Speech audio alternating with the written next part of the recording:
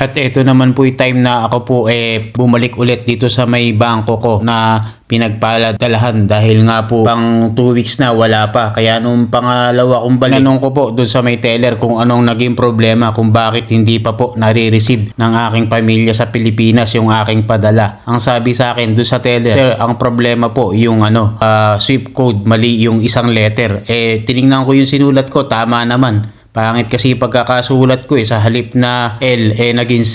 Kaya yun, hindi na receive yung pera. Kaya nung pagbalik ko rito at naitama na, naghintay na naman ako ng after 1 week. Kaya lang hindi pa rin na-receive sa Pilipinas. Kaya itong pangatlong pagbalik ko, tinanong ko naman ang anong problema. Sabi ko dun sa teller, ang sabi naman sa akin ng teller, ang problem naman daw, hindi ko daw nilagay yung complete address dun sa Pilipinas. Wala daw yung pinaka-street o purok. Wala kasing nakalagay dun sa form na pinilapan ko. At ang nakasulat lang po dun ay beneficiary physical address. Kaya naman ito sa pangatlong pagkakataon ko, pagbalik ko rito talagang senior ko na lahat ng mga pinilapan kong form para wala na pong sablay dahil nga po pabalik-balik ako 3 times sa loob ng 1 buwan. At pagpasok ko nga po dito sa loob, naghintay lang po ako na matawag yung pangalan ko dun sa board at lalabas naman po yun name ko dun sa may board po para tawagin ako. At ako na nga po ang kasunod. At thanks God naman at naging maayos na din po ang lahat. Tapos din ang ating problema.